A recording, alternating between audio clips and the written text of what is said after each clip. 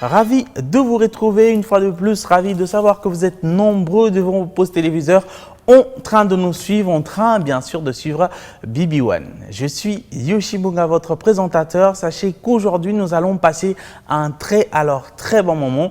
Mais bon, comme d'habitude, les habitués le savent, sur cette émission en tout cas, on ne s'ennuie pas parce qu'on partage le savoir, on partage l'expérience, on partage les idées, on partage l'évolution, mais pourquoi pas la révolution.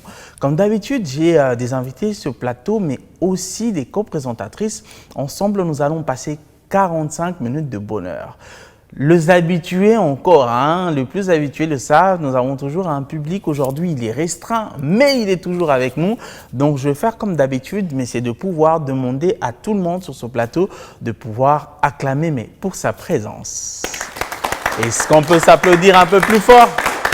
Et donc, si vous nous suivez sur Internet, vous êtes peut-être sur YouTube, sur Facebook, si vous nous suivez en tout cas sur Instagram, si vous nous suivez sur B1 Télévision, que ce soit ici en RDC, dans nos différentes provinces ou encore à l'étranger, sachez très bel et bien que, comme je disais tout à l'heure, on va passer un très bon moment. Place à la présentation, en tout cas, de mes co-présentatrices du jour. Elles sont deux. Je vais commencer avec Madame Francine Balungu Nyota qui est avec nous. Bonsoir, Francine. Bonsoir, monsieur. Vous avez votre micro. Bonsoir. Monsieur aussi. Ça va? Ça va bien, merci, et vous? Ça va. Mais oui, on a remarqué, bateau va bien fort. Est-ce qu'on peut l'acclamer? Il faut commencer. Merci, c'est possible, merci. Ah, ok, c'est bien. Alors, tu vas bien? Oui, ça va. Très bien. Tu n'es pas seul. Juste à côté, il y a Plamedi Nga. Vas-y, Plamedi. Ngolofi, c'est ça? Oui, c'est bien. Bokungu. Ah, vraiment, Bokungu. On applaudit quand même pour notre Ngala qui est là. Ngala, non? Oui. Combo Canada déjà. Tu vas bien? Je vais bien, merci. Eh bien, fier et belle. On acclame encore. Alors, tes impressions, BB1, ça va? Oui, ça va. Je suis très à l'aise. Très bien. Alors, je vais revenir chez vous. On lui repasse le micro. Je vais revenir chez vous, en tout cas, pour directement présenter nos invités avec qui nous sommes. Alors, on va commencer avec... Alors là, on va commencer avec Monsieur Dieu merci, Moliki. Alors que je salue Monsieur Dieu merci. Merci, bonjour madame. Vous allez bien, messieurs? Ça va très bien, comme on peut le remarquer. Merci, Monsieur Dieu merci est juriste en formation, mais aussi il est coordonnateur dans un mouvement panafricaniste. Nous avons encore un autre invité, Monsieur Tarsis Bolongo. Monsieur Tarsis Bolongo, vous allez bien? Ah, discrètement bien, merci, vous-même. Ah, ça va. Monsieur Tarsis est un jeune leader, mais aussi il est préfet dans une école, Elisabeth, complexe scolaire Elisabeth. Parfait, madame. Merci. Très bien, bienvenue à vous sur BB1. Merci. Et donc, pour finir... Et nous avons M. Trésor Aindo, coordonnateur du corps 6 du GN de ICC Kinshasa, entrepreneur. En tout cas, je remarque vraiment que vous allez bien. Alors, c'est un plaisir de vous avoir. C'est la deuxième émission sur BB1. Des impressions? Ouais, ça va. Ça fait pas plus de 2 mois. J'étais ici et puis je me sens en tout cas parfaitement à l'aise comme d'habitude. Déjà, tu te sens chez toi? Déjà chez moi. Très bien. Et encore une fois, bienvenue sur BB1. Alors, je reviens chez vous, très chers téléspectateurs, pour vous dire que chaque BB1 égale à un sujet. On ne va pas trop tarder dans les présentations parce qu'on a hâte de parler de ce qui se passe en RDC. Mais je voulais, en fait, avant qu'on entre vraiment dans le fond de notre sujet du jour, essayer de parler, même pendant quelques minutes, si tout le monde le permet, du problème de l'insécurité. On va parler très rapidement avant d'entrer dans notre sujet du jour. C'est vrai qu'on essaie de trouver des solutions, etc. Et... Monsieur Aindo, les femmes sont les premières qui souffrent. C'est vrai qu'il y a beaucoup d'hommes aussi qui sont portés disparus, enlevés, etc. Mais on se rend compte que la femme est vraiment la première visée dans les enlèvements. Est-ce qu'aujourd'hui, après ce qui se passe, le procès qu'on a vu, on peut se dire que bien, on est à l'aise, la vie a repris normalement. Les dames vont dire tout à l'heure si elles se sentent à l'aise en prenant le taxi ou pas. Ok, déjà par rapport à leur nature, une femme est trop douce, elle n'est pas trop brutale pour se défendre. C'est comme ça que majoritairement de femmes sont victimes de cette insécurité.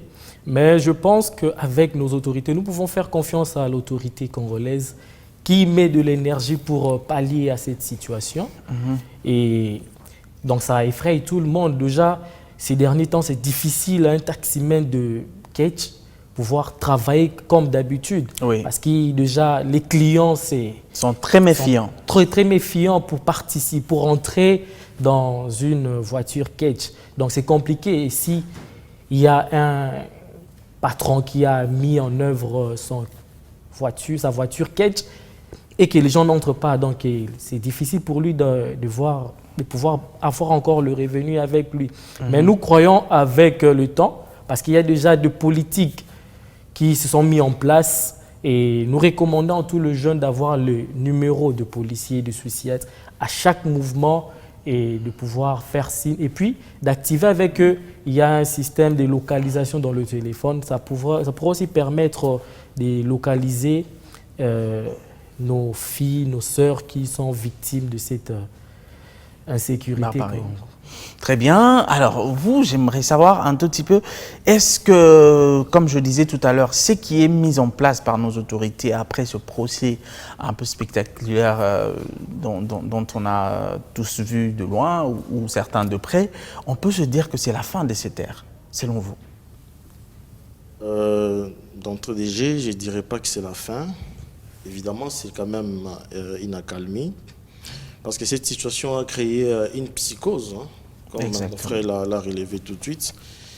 Donc, tout le monde, en prenant un taxi, il doit regarder d'abord la posture du chauffeur, regarder les clients qui s'y trouvent.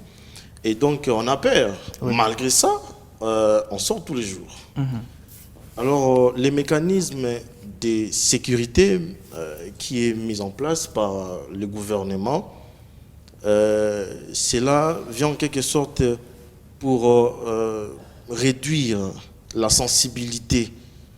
Parce que comme je l'ai dit, ça a créé une psychose. Alors il faut pallier à ces problèmes qui est devenu aussi récurrent à mon avis.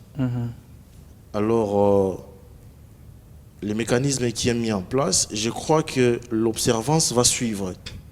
Quand j'évoque l'observance, je le vois plus dans le sens d'un suivi régulier de la part de la personne qui y a mis ces mécanismes en place. Et du coup, là, je vois les gouvernements, les autorités, nos dirigeants.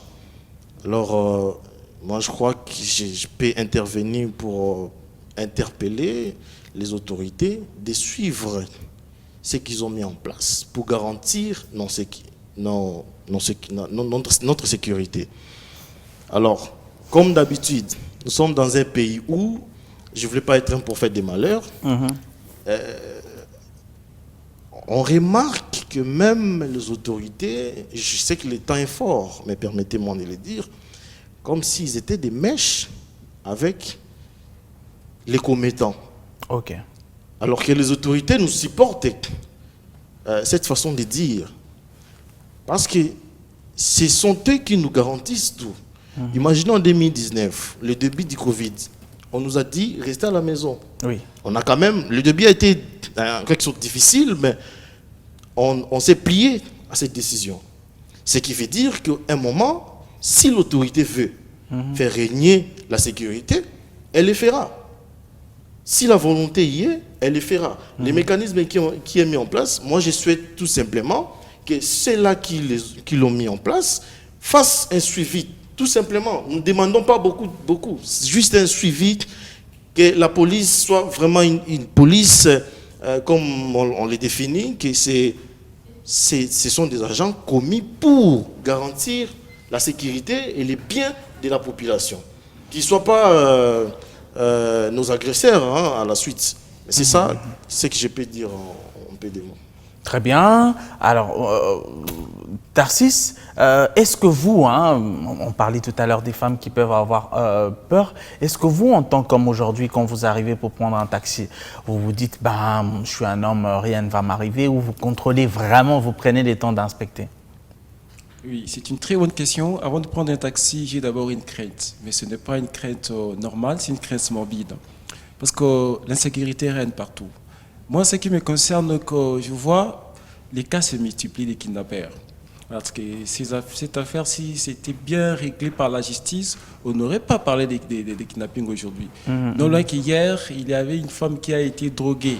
Un chauffeur qui a été arrêté parce qu'il avait kidnappé une dame.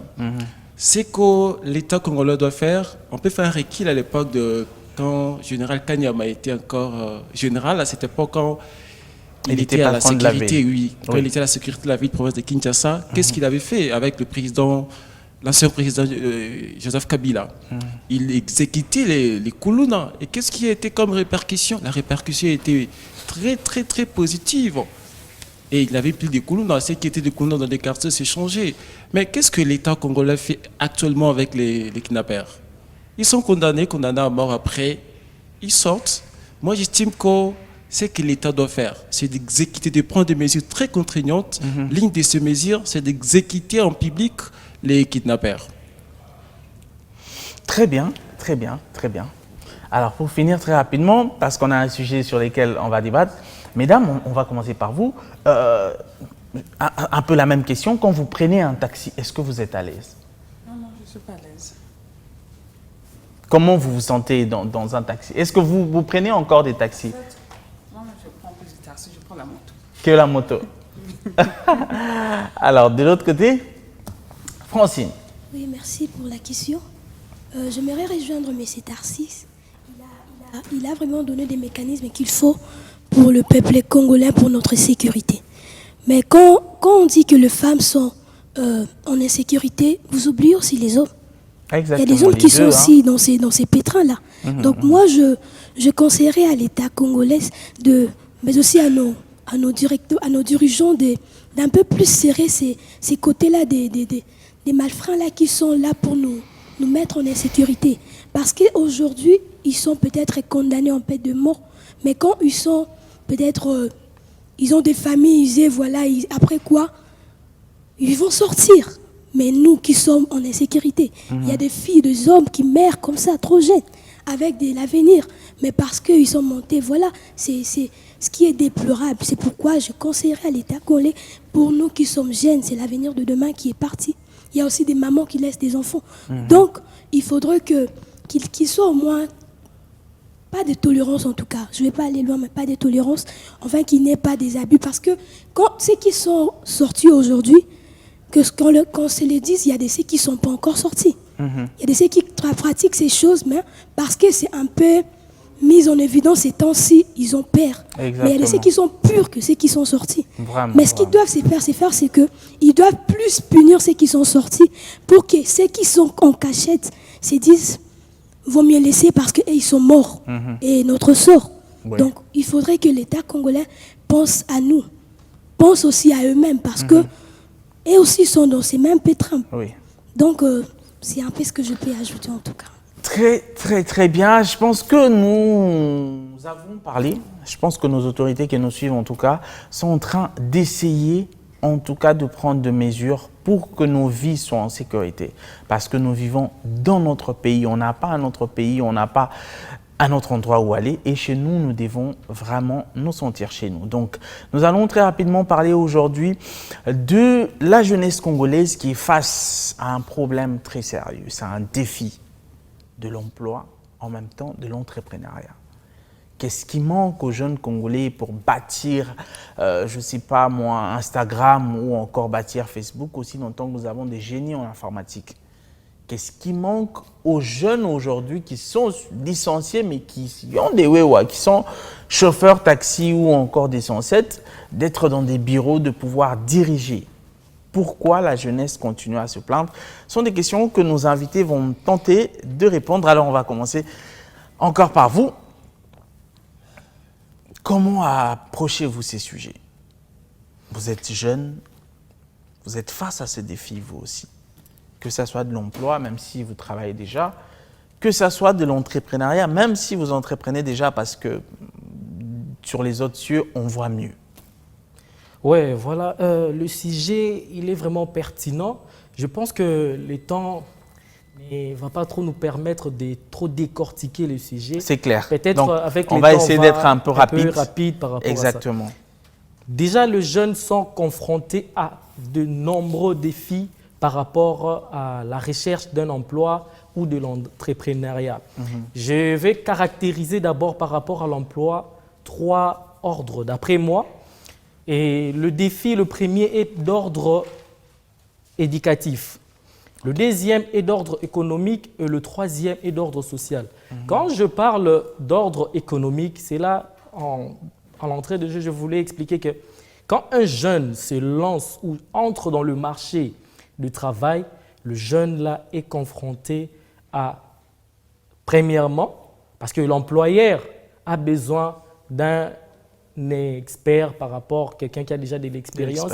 Mais le jeune, par rapport, il vient de finir la fac, c'est difficile pour lui, il n'a pas d'expérience et une entreprise, c'est une personne rationnelle. Il réfléchit que non, voilà, j'ai besoin de quelqu'un qui a plus d'expérience, ça va moins m'écouter par rapport à la formation. Et le rendu sera mieux. Oui, c'est comme ça que vous voyez, la majorité d'entreprises choisissent des vieux qui ont déjà de l'expérience et cela entraîne en fait un défi aux jeunes à trouver de l'emploi. Et deuxièmement, déjà, l'offre de l'emploi est limitée. Mais la demande peut être énorme. Cette compétition, en fait, rend encore difficile aux jeunes de trouver de l'emploi. Quand je parle d'ordre éducatif, je veux justement signifier ceci. Déjà, le filière suivi au niveau de notre formation à l'université rend aussi l'offre d'emploi un peu complexe par rapport à la demande en fait, de l'employeur. Je peux finir dans X formation, mais l'entreprise qui se présente, ou bien l'offre qui se présente, c'est Y domaine, ça me rend encore la tâche difficile. C'est comme ça que le jeune, quand il prend un travail qui n'est pas en fait, au préalable, ce qu'il a étudié, il est obligé de s'adapter ou de se réorienter par rapport à l'offre qu'il gagne. Et troisièmement, j'ai dit d'ordre social, là je vais parler de la discrimination que les jeunes rencontrent lorsqu'ils sont dans la recherche d'un travail. Déjà, la première discrimination est que le jeune est confronté par rapport à son âge.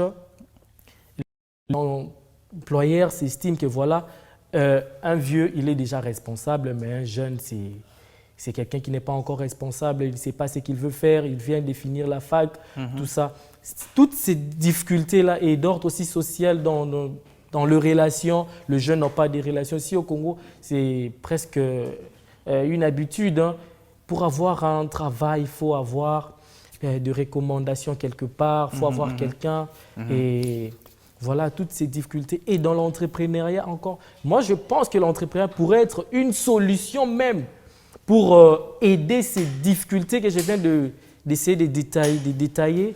L'entrepreneuriat peut aider le jeune à se créer eux-mêmes le travail parce que déjà c'est difficile d'avoir un travail. S'il crée, il travaille en lui-même, ça va l'aider. Là, je veux demander aux autorités d'accompagner les jeunes entrepreneurs. Bien que c'est difficile, il y a des difficultés énormes dans l'entrepreneuriat. Le jeune a besoin d'être soutenu par les structures d'accompagnement ou des incubateurs qui accompagnent le jeune, des associations qui accompagnent le jeune dans l'entrepreneuriat. Je pense que si le jeune se développe encore dans l'entrepreneuriat, cela donnera même de l'emploi aux autres jeunes qui sont en chômage. Voilà en quelques mots les éléments de ma première réponse. Peut-être au fur et à mesure qu'on continue l'émission, je vais peut-être me compléter encore. C'était carrément un exposé, hein? Ça mérite quand même des acclamations. Alors, avant de revenir sur les questions des mesdames, j'aimerais vous poser une question. Moi, je me dis, on parle tout à l'heure de finances, que soit le gouvernement, soit des structures bien établies doivent peut-être financer la jeunesse et tout ça. Mais dans notre pays, il y a eu quand même plusieurs compétitions, que ce soit de l'entrepreneuriat ou même des musiques, ou même de beauté, où à la fin, on donnait aux jeunes $1 000, $3 000, $5 000, $10 000, $100 000. Hein, je pense que vous vivez au Congo, vous avez vu ça. Mais après, combien d'entreprises ont été créées par des jeunes? Est-ce que jeunes Congolais, tant à Zarambon, akanisaka ke kapela akende H to akanisaka investir to ba vérité to za na TV. Non, mais merci. Moi, je ne sais pas dissocier le travail avec les délires, l'agrément. Je crois que même les psychologues nous recommandent. Il n'est pas trop aisé de travailler 24 heures sur 24. Donc cela va me rendre fou. Oui, ça veut dire que je travaille, j'ai mon temps, je planifie bien mon temps. Si j'ai quelque chose à faire, je le fais. Et puis, après avoir fini, je dois me détendre. Donc, moi, je ne suis pas... je n'adopte pas ce discours-là. Parce que je l'attends trop venant de vieux. Nos parents, ils disent souvent, mais bino bajena mikolo yokaga masanga. Si bien qu'on exagère dans ça, mais cela n'est pas interdit. Oui. Mais d'abord, avant d'y réfléchir, surtout qu'il n'a capé là ou pas, mais est-ce que d'abord, le défi, il est majeur, Trésor l'a relevé. Très majeur. C'est que les parents, le même parent qui nous met en difficulté, ils ont quand même le courage, ils se marchandent à tout prix, ils nous envoient, certains, ils nous envoient à l'école pour apprendre, étudier. Nous avons fait l'université, mais lorsqu'on finit, nous sommes des récipiendaires sur les marchés de l'emploi. Et c'est là commencent les difficultés, énormes alors. Trouver l'emploi au Congo, c'est tout un problème. C'est vraiment un luxe. Alors, la question que l'on peut se poser, mais pourquoi ces fêtes-là? Pourquoi y a-t-il cette difficulté? Moi, je crois que l'on doit que responsabiliser les parents. Les parents, de manière générale, je vois le gouvernement. Parce que tout ce qu'on fait, regardez, tout ce qu'on fait, vous êtes journaliste. Je crois que vous avez un agrément pour passer des émissions. Bien sûr. Ça veut dire, en dehors de ces cadres-là, vous êtes poursuivable. On va vous demander, mais monsieur Yoshi, comment est-ce que vous animez des émissions? Avez-vous-il une autorisation? Ça veut dire en quelque sorte, et qui mettent ces règles-là, auxquelles nous devons accéder pour faire quelque chose, ils doivent aussi en contrepartie nous réserver aussi des conditions meilleures. Ça veut dire, nous avons des universités, encore que chez nous, ici c'est la plupart des universités sont des universités privées. Je ne suis pas un bourreau de la privatisation, mais pour la majeure partie, c'est l'État qui devrait créer des universités. Oui. On devrait étudier, sortir dans des universités publiques. Parce qu'en fait, lorsque vous finissez, vous terminez l'université, je parle de l'université, vous êtes appelé à la théorie. Quelque chose qui est chez nous un peu, c'est devenu une habitude. Là, je ne remets pas en cause l'entrepreneuriat, mais regardez notre société. Par exemple, moi, j'ai fini à l'université, j'ai étudié le droit.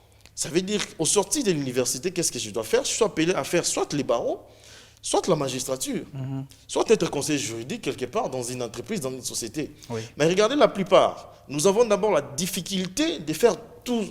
En fait, la dévotion par laquelle on est appelé, parce que j'ai fait le droit, je suis censé d'abord être conseiller juridique, avocat, magistrat, et j'en passe. Mais la difficulté, c'est que dès lors que je suis au courant qu'au Congo, le travail, en tout cas, c'est pénible, qu'est-ce que j'ai fait? Je m'oriente autrement. C'est comme ça qu'aujourd'hui, l'entrepreneuriat est devenu un néologisme, alors que l'entrepreneuriat existait depuis longtemps. Nos mamans nous envoient à l'école grâce à l'entrepreneuriat. Ils vendaient une maman qui vend devant son parcelle, pardon, devant sa parcelle, devant sa maison, les foufous, d'autres les masango, mikata pambao, makala watindiba na classe. Donc c'est de l'entrepreneuriat. Alors aujourd'hui, parler de l'entrepreneuriat n'a aspect, je suis quand même un peu dubitatif, mais c'est de trop quand même si c'est pas le sujet. Mais la difficulté de l'emploi, c'est que toujours si ça va classe pose un là, il faut comment même qu'on s'en là, il faut gêner. Alors que sous d'autres cieux, c'est comme si là-bas ils prient pas. Quel est ce pays où les gens ne prient pas? Tout le monde prie, même si on a des différences. Par exemple, nous sommes chrétiens, les autres aussi sont chrétiens, évidemment, comme en Europe. L'Europe est chrétienne. Ouais. Mais comment est-ce qu'ils ne passent pas tout leur temps à prier pour l'emploi?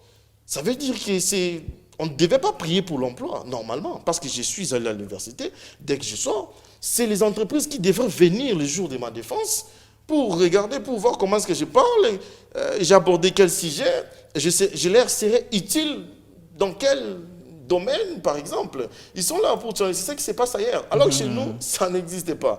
Dans ici, les gens vont alors, je suis un universitaire. Moi, on m'a appris ça. L'université est réservée aux gens de réflexion. Ça dit que si 6 classes, soit ça avocat, ou avocature, ou bien magistrature, c'est que vous allez consulter pour des matières, pour réflexion philosophique.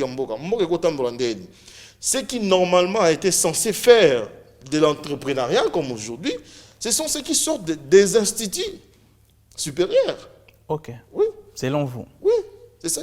Normalement. En fait, l'universitaire, c'est celui qui doit pondre des théories. De la philosophie, une philosophie pour la société. Mais chez nous, et comment mélo. Bon, on fait avec. Ça veut dire qu'à l'impossible. C'est un long et autre sujet, oui, ça. Hein. À l'impossible, nul l'intendu. Mais en tout cas, au Congo, c'est un défi énorme. Et vous avez bien fait de trouver un sujet pareil pour qu'on en débatte. Mais moi, j'estime que l'État, notre État, doit faire vraiment beaucoup d'efforts. C'est quelque chose à ne pas... Et comment Ezara, toi interpeller à Bangote, c'est de votre responsabilité. Si vous c'est votre acceptez, responsabilité non, vous savez, psychologiquement... C'est ce que vous essayez de dire. Non, si on interroge les psychologues, ils vont dire, il y a beaucoup de choses qui se passent. C'est vraiment tout un phénomène. Donc, je crois que le temps nous aide. Super, on essaie d'avancer parce qu'on a la course à la montre. Alors, une question? Bon, merci les chers invités. J'ai entendu en tout cas des éminents invités, en tout cas, avec des réponses tellement bombées. Mais aussi, j'aimerais poser une question à M. Tarsis. J'ai bien suivi les 2 invités qui ont parlé en premier.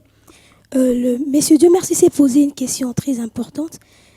Il a dit, pourquoi après tous ces temps de formation, après tous ces temps où on s'est formé, voilà, on n'arrive pas à faire ce qui nous semble, de pourquoi nous étions passés dans des bancs des écoles ou bien dans des universités. Il s'est posé une question où lui-même il a répondu, mais j'aimerais que M. Tarsis nous éclaircisse un peu en cette même question, le pourquoi quand un jeune peut-être fait le droit, se retrouve après ses études, se retrouve à être wewa, taximen, c'est déplorable, mais nous voulons savoir le pourquoi. Soyez un peu plus clair en tout cas. Merci beaucoup. C'est vraiment un bon thème. Si vous êtes parent à la maison, vous allez déduire quelque chose tout au long de cette émission. En fait, les vraies raisons, il y a plusieurs raisons. Je peux dire que les raisons sont diversifiées. Premièrement, les problèmes commencent depuis l'école, je peux dire les humanités. Quand un enfant termine le cycle secondaire, pour embrasser les humanités, il doit opérer un choix. Il doit être orienté. Souvent, des fois, les enfants ne sont pas orientés. Ils prennent des choix à la légère. Ça veut dire, je vais vous donner une anecdote avant de vous répondre. Un jour, j'étais dans une salle de classe, c'était la salle des commerciales. À cette époque, nous étions dans le système de 3e commercial. J'ai commencé à balader des micros pour poser à chacun dans la salle de classe. J'ai posé la question à un garçon, pourquoi fait-il la commerciale? Écoutez la réponse. Il dit, je fais la commerciale parce que quand je vais finir, je vais commencer à vendre dans les boutiques des Chinois. Vous imaginez un peu pourquoi cette réponse? Parce que l'enfant n'était pas bien orienté. Souvent, les enfants, les jeunes Congolais ne sont pas bien orientés et ils font des choses qu'ils n'ont pas les capacités de les faire.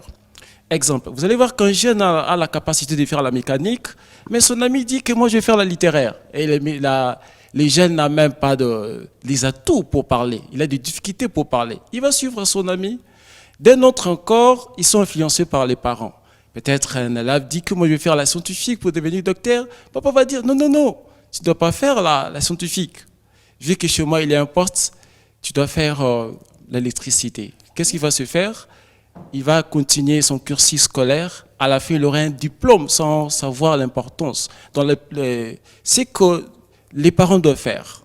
Et nous qui sommes leurs yaya, ou nous qui sommes leurs confrères, nous devons d'abord les orienter. Quand on a déjà un enfant au niveau il termine son cycle secondaire, donc 8e année. Quand il va passer en première, deuxième année, il faut avoir le temps de découvrir ses potentiels. Qu'est-ce qu'il peut faire, discuter avec lui. Si vous trouvez qu'il n'a pas un bon choix à faire, il serait sage. Non d'obliger à l'enfant, mais d'orienter l'enfant avec sagesse. Ainsi qu'à l'université, donc souvent nous opérons des choix sans raison valide, sentimentalement. Ça peut être une raison. Mais pour que nous ayons les entrepreneurs en République démocratique du Congo, nous devons d'abord suivre une très bonne formation. Mais il y a un problème dans notre pays à ce qui concerne l'enseignement. L'enseignement en République démocratique du Congo est théorique, n'est pas pratique. Prenons un exemple. Hier, on parlait de la commerciale administrative. Aujourd'hui, nous parlons de la commerciale informatique. Donc, l'enfant qui fait la commerciale, il doit passer beaucoup de temps devant l'ordinateur. Mais essayer de faire un crochet, balader les micros dans des écoles qui organisent ces options. Vous allez voir que l'école qui organise cette option n'a même pas un ordinateur. Bon, l'enfant va terminer, qui a fait la commerciale informatique, il ne sait même pas toucher à comment appuyer une touche du clavier. Ça encore, c'est un problème. Ce problème, ça nous amène même à l'université. Vous allez verser les larmes, madame, si je vous explique certaines réalités. Ceux qui font les réseaux République démocratique du Congo, ils ne font pas la pratique. Et c'est un peu de balader. Donc les réseaux, c'est vraiment la pratique. Comme on dit en anglais, practice makes perfect. Donc quand on fait la pratique, on devient parfait, terre à terre, que je peux traduire ces idiomes. Mais en République démocratique du Congo, c'est un enseignement théorique. Imaginez que vous êtes ingénieur en réseau, vous êtes formé, enseigné pour arranger les systèmes de réseau, mais vous n'avez jamais vu les routeurs, vous n'avez jamais vu comment assertir les câbles. Enfin, vous serez appelé licencié au Longinayo, mais en réalité au Longité. Bon, moi, je trouve que le vrai problème qu'on doit faire, c'est de joindre l'enseignement théorique à la pratique. Donc, notre enseignement doit être plus que pratique, comme ça se fait sous d'autres cieux. En tout cas, merci, M. Tarsis. Si je peux revenir dans vos mots, le premier mot était que c'est vice-versa. Donc, le parent doit aider les enfants à faire des bons choix.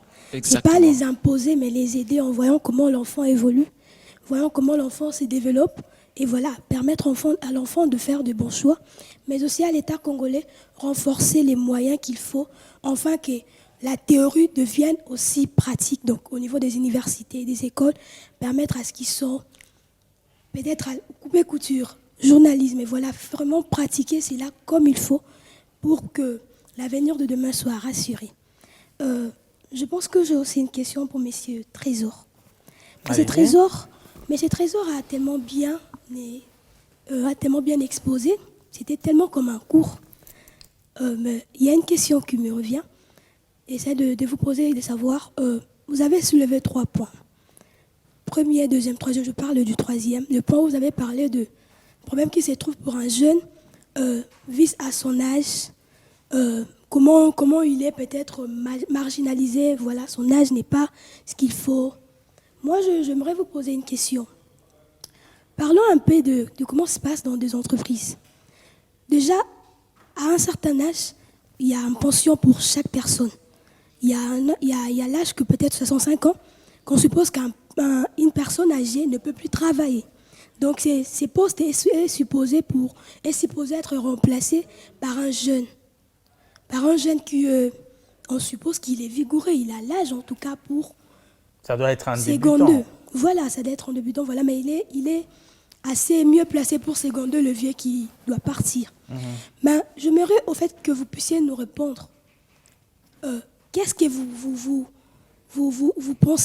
pensez vraiment que les jeunes d'aujourd'hui seront-ils possibles de remplacer les postes qu'occupent aujourd'hui nos vieux? Prenons l'exemple de magistrats. Aujourd'hui, on a reçu de nouveaux magistrats qui sont entrés.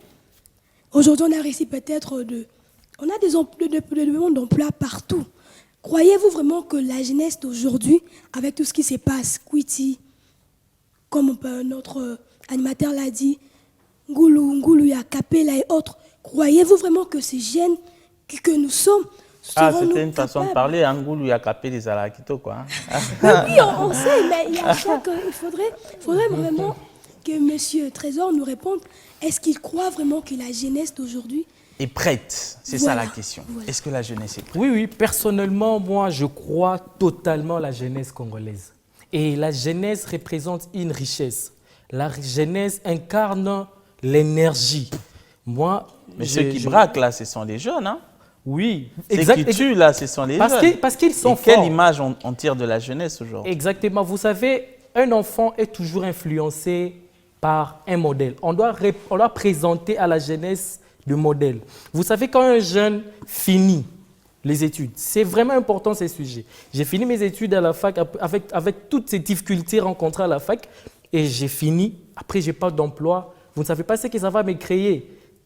Et à gauche, peut-être un ami a un emploi. Ça peut me créer de jalousie. Si nous remarquons qu'il y a des jeunes qui sont en train de faire de colonna, il y a des filles qui font de la prostitution, et parce qu'ils n'ont pas d'emploi. Mais moi, je crois dans cette jeunesse. On doit encadrer cette jeunesse. C'est important que les autorités suivent cette émission. Après chaque étude, il faut qu'on mette en place un système, un programme d'encadrement pratique aux jeunes. Montrer aux jeunes que voilà, après la fac, vous allez faire ici. Mettre une politique d'emploi aux jeunes. Quand un jeune est déjà engagé quelque part, il n'a plus le temps de faire d'autres choses. C'est vrai, le loisir, on ne peut pas interdire le loisir, mais il va diminuer le loisir. Même en Europe, partout, vous allez constater que ce sont des jeunes qui innovent beaucoup même à la technologie. Mais ici au Congo, on a un problème sérieux de modèles. Nos modèles sont plus dans le loisir, Dans l'art. Dans l'art. Mais alors qu'on devait aussi montrer aux jeunes de modèles dans la technique, dans la science. Si les jeunes commencent à avoir un modèle, un repère, comme chez nous à lycée, c'est notre modèle, j'ai nécessité de parler de lui partout, c'est le docteur Denis Mukwege. Vous allez comprendre que même à l'ICC, tout le monde essaye d'être droit parce que notre modèle, on fait un effort d'incarner ce qu'il est. Okay. Donc moi, je crois que le jeune, on doit donner vraiment la place aux jeunes, même par la jeunesse. Le pays promet, plutôt la jeunesse promet un avenir radieux. L'expérience, oui, c'est ce que j'ai dit quand j'ai exposé tantôt ici. La plupart des entreprises demandent des expériences, il faut avoir des expériences. Mais les jeunes ont un problème d'expérience parce qu'ils viennent de finir directement à la fac. C'est comme ça qu'on demande au gouvernement de mettre un programme pratique. Bien qu'il y a ENA, après la fac, il y a ENA qui encadre un peu les jeunes pour les emplois. Mais ces structures-là doivent être élargies pour que le jeune soit dans ça. Mais ici au Congo aussi, il y a un problème après 60 ans, d'aller à la retraite. On ne tient pas compte de ça. Et déjà, pour parler des gens de Kuluna, ceux qui sont aussi dans le travail… Très rapidement, hein, parce qu'on me fait savoir qu'on n'a plus du temps. Oui, je suis en train déjà de chuter. On doit présenter aux jeunes un modèle et encadrer ce jeune-là, mettre en place des politiques qui vont donner aux jeunes de l'emploi. Moi, je pense qu'on va résoudre même le problème de l'insécurité si tous les jeunes ont de travail. Tous les gens ont de travail, ils n'auront pas le temps de faire de la crime ou voler, faire de colonna, de la prostitution, non. Très bien dit. Alors peut-être une dédicace, je ne sais pas, moi, Libanga, non? Ah, voilà, bon, je salue d'abord premièrement mon manager, Christis Mongengo Bokele, elle me soutient. Et je salue le docteur Papi Wembo, c'est lui qui est mon formateur. Et le docteur Denis Mukwege ainsi que mes parents et la famille, je les salue. Très bien. Malheureusement, comme je disais, le temps nous fait défaut. Un mot de la fin par rapport à cette émission. Que pensez-vous que la jeunesse doit faire face à ce grand défi? Que pensez-vous qu'est-ce qui serait possible pour vous que le gouvernement arrive à faire pour pouvoir débloquer la jeunesse et afin que les choses changent? Merci beaucoup. Déjà, c'est une jeunesse, contrairement à Trésor, en qui, moi-même, étant jeune, je n'ai pas beaucoup de confiance. Je vais décevoir les gens qui nous regardent, mais ne nous détrompons pas. Nous sommes là, il y a des jeunes au Bazouzou Moussa, dans la politique, partout, mais regardez comment ils se comportent. C'est parce que notre modèle est à Batouana. Donc, les malheurs que toute la jeunesse congolaise a, c'est ça. Tous un modèle mon baby si déjà biso. C'est comme ça que des fois, on a comme un peu pessimiste. Mais en tant que tel, moi-même, quelquefois, je crois. Je me dis, ça peut être possible. Surtout l'andi bangote. Quand on peut bangote, ça m'a mais tout l'on a bangote, on a bien. Mais na oya mabe déjà, il faut tout tika. Parce que si tu continues quand on a bangote, quand on a mabe, cher monsieur journaliste, ces pays n'aura aucune chance. Merci. Très bien dit. Vous, peut-être une dédicace aussi. Ça sera injuste que vous raté. Na braza. Ah non, non. Non, moi, je profite seulement de l'occasion d'adresser mes sincères condoléances à la famille du défunt Cherubin Okende. Okay. J'ai fait la même université avec sa fille. Ah, ok. En tout cas, mes condoléances à la famille. Nos sincères condoléances de notre part aussi. Un dernier mot, vous parliez tout à l'heure des plus jeunes. J'aimerais que vous puissiez proposer à l'État de pouvoir faire quelque chose. C'est vrai que vous aviez déjà parlé tout à l'heure de deux bonnes propositions. Peut-être quelque chose à ajouter Quelque chose à ajouter, c'est souvent des fois, il y a aussi... À la jeunesse aussi. Hein, oui, je vais aussi faire la même chose. Ce que je vais proposer à l'État congolais, c'est de multiplier les centres d'apprentissage. Nous avons l'extérieur de INPP, oui, qui forme déjà des jeunes, mais beaucoup de jeunes linguistes suivent la formation, mais ils sont dépourvus de moyens. Si on rendait cette formation gratuite, ça va aider beaucoup de jeunes, peut-être. Et deuxièmement aussi, d'imposer aux jeunes de suivre un enseignement pratique. Ça pourrait aussi les aider. Souvent, beaucoup de jeunes se livrent à des pratiques malsaines, parce qu'ils ne sont inoccupés, ne sont pas bien orientés. Bien. Moi, je trouve qu'il y a encore de l'espoir. Chaque jeune est unique, a quelque chose de particulier. Oui. Si il fait défection au mal, il travaille son côté positif, il finira par être quelqu'un capable dans la société. Parce que là, déjà, ça arrive déjà dans les Mabanga. Si déjà vous me permettez, je dois d'abord saluer mon confrère John Kipo, il est banquier, ma promotrice, madame la promotrice, je t'aime bien, et Mangaza Makanga, et monsieur Les Cordeux, tous qui me connaissent. Très bien. Madame, Libanara, ma question est à sauter. Ah oui, hein. Je salue ma mère biologique, Caroline Kankolongo Kaloubi. Je salue la famille Balungu, mes tantes, mes oncles, je vous salue. Je salue mon pasteur Alfred Nzwanzou, que je signale, je prie à l'église Centre Missionnaire Vie Nouvelle. Merci. Très bien. Madame? Je salue ma famille, la famille Bokongo et la famille Bosangue. Merci. Merci. Non, le micro s'arrête. Ok, alors moi, en tout cas, je viens de l'Est de la République démocratique du Congo où j'ai rencontré beaucoup de jeunes, mais qui font un travail incroyable. Je pense que Goma doit être une ville que Kinshasa doit copier. Na Bizaleli, na Kozalaka. Si on copiait Goma, on peut être un petit paradis. Parce que Kinshasa, nous sommes déjà bien avancés, il faut le dire. Alors, j'ai parlé d'un jeune incroyable, il s'appelle Claude Ndaya Mbagé. J'espère que je n'ai pas massacré son nom. J'ai rencontré très vite fait, mais il est en train de faire quelque chose d'extraordinaire. Je pense que vous allez comprendre ce qu'il fait. Il veut unir Goma à sa manière. Il a mis en place un réseau social, un peu comme à l'instar de WhatsApp, pour communiquer, mais rien que dans la ville de Goma. Mais ces réseaux sociaux, en tout cas, ou le réseau social qu'il est en train de mettre en place, qui est déjà fini, bien testé, il sera bientôt téléchargé, sera complètement gratuit. Donc, pour vivre à Goma, pour un appel vidéo gratuitement, sans crédit, au genre WhatsApp gratuitement. Et ça ne sera rien que pour la ville de Goma. Mais les moyens qui sont mis derrière ce projet sont juste énormes. Donc, je tenais vraiment à l'encourager de loin. J'espère qu'il va suivre cette émission. Et j'ai rencontré beaucoup d'autres jeunes. Je ne sais pas leur citer, mais je pense que la RDC peut faire quelque chose dans l'avenir. Si on essayait de se concentrer et de donner tout ce que nous avons. Ça a été un plaisir de passer ces 45 minutes de bonheur avec vous. J'espère que vous avez aimé ce numéro comme d'autres numéros.